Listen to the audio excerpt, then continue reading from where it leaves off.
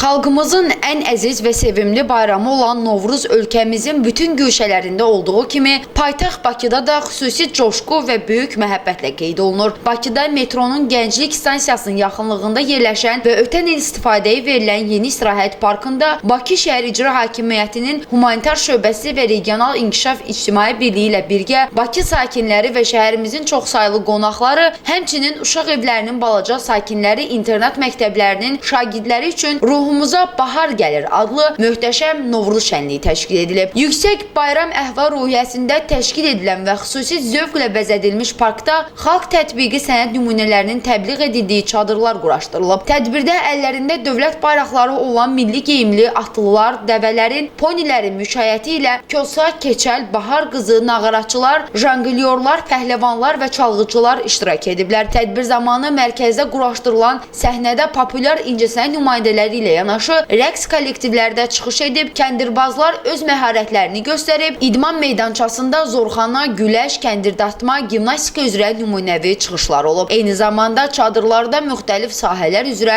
ustad dərsləri keçirilib. İştirakçılara paxlava, çay təqdim olunub. Novruzun əsas personajları olan Kosa, Keçəl və Bahar qızı toplaşanları şənləndirib, bayram tonqalının ətrafında sakinlərlə birgə rəqs ediblər. Gün ərzində davam edən bayram tədbiri iştirakçıların böyük sevincinə səbəb olub və bayram əhval-ruhiyyəsi yaradıb. Banu Çəkşenli, Səs TV xəbər.